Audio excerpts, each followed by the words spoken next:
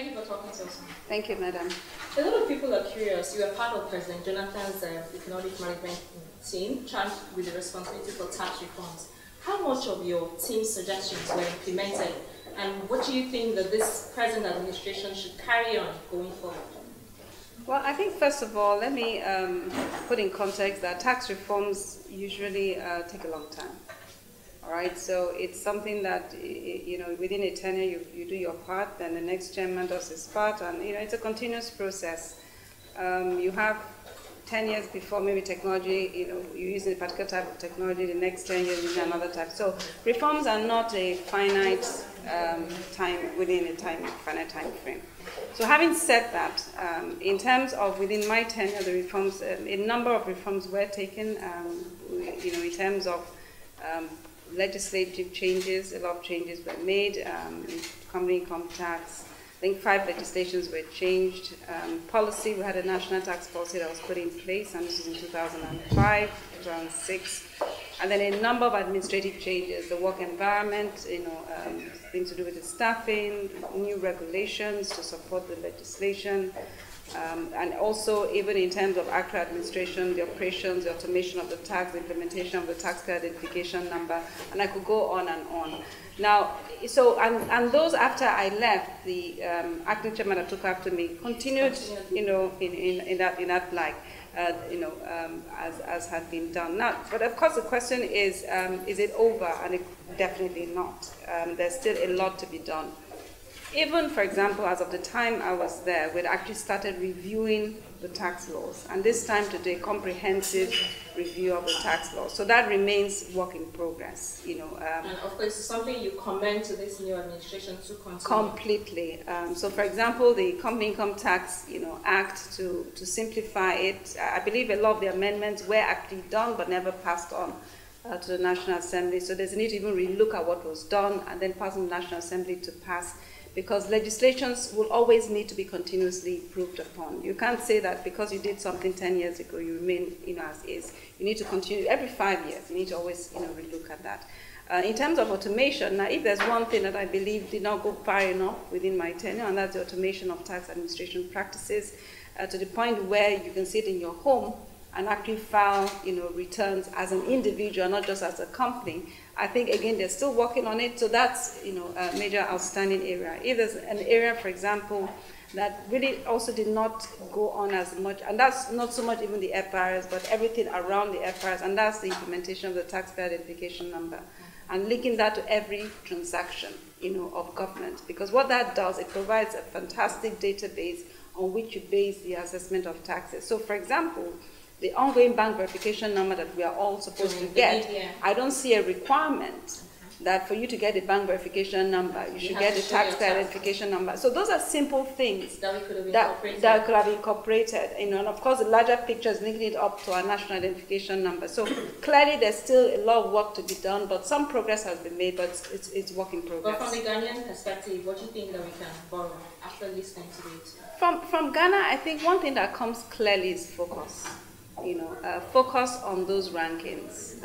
I learned Philippines did the same thing, Rwanda did the same thing.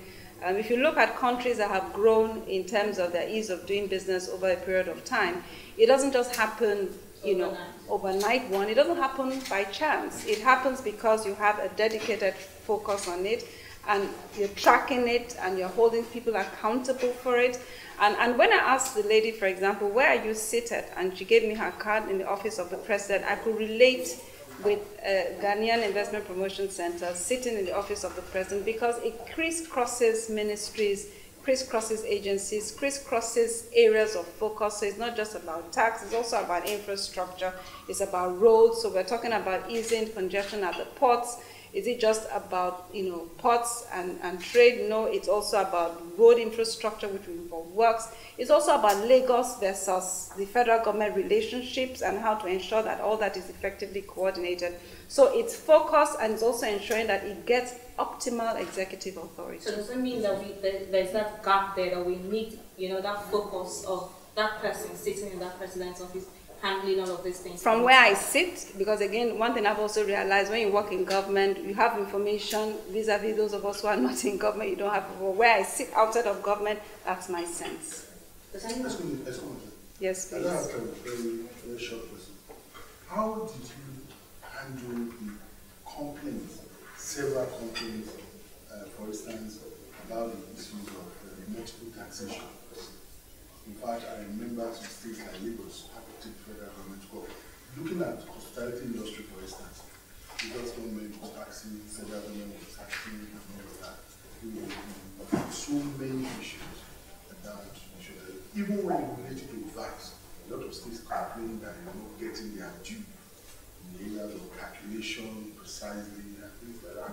Handle some of these legal conflicts from various parts of the country, states and local governments and individuals. Handling conflicts, multiple taxation conflicts, and issues of VAT, for example, between states and federal, was actually tackled through the Joint Tax Board. At least that was the sense of it, to use the Joint Tax Board, which is the authority that comprises all taxing authorities within the country, as the platform for doing that. But I wouldn't say that that was the most effective platform. I say that because you found that within the Joint Tax Board, a lot of the decisions are still subject to what the state governments do within their territories. And therefore, it needed to be elevated to the National Executive Council. Now, as you know, the National Executive Council really hasn't met that oftentimes, because it's not just a federal issue, it's also a federal and state issue. And that is why, as we speak, even though the Federal Executive Council, I believe recently, before the expiration of the Jonathan administration, passed a policy that had to do with multiple taxation. Again, the question is to what extent did the states, were the states involved in that? So, so that remains an issue, and it's also a political issue. So I believe the advice of the incoming government is to take this head on. We've also mentioned, for example, that one of the issues in multiple taxation is the political dimension of it, and also the domestic revenue mobilization mindset. We need to make money now, as opposed to putting in place the system that will actually generate the income and being patient to be able to do that. So there are some political issues and there's some urgency around it, or we don't have money, we need to do this, without looking at the effect or the consequences of putting in place systems that are not sustainable. Ultimately, it ultimately affects your revenue. So it's a more complicated issue than just saying it's multiple tax. There's a political dimension. There's also the reward. A lot of those who are actually involved at the local government area are politicians that are being rewarded for their support through the electoral process. So it's something that clearly needs a political consensus on. It needs the president and the governors working together with the vice president to address this issue, not just what is agreed to in policy, but actually to execute it in reality. And I was in Edo State Internal Revenue Service about 3 days ago, and one thing that's been buzzed around was a directive from the Edo State Internal Revenue Service that no more should their taxes be paid through agents. And even that is creating some issues. They are doing the right thing, but there's a lot of political backlash. Oh, you're talking to somebody who supported us politically. So you do need to support the revenue authorities who take such an action to ensure that consistently we meet that issue in the board. So it's a legislative post of political solution. Exactly. Thank you very much. Thank you very much, ma'am.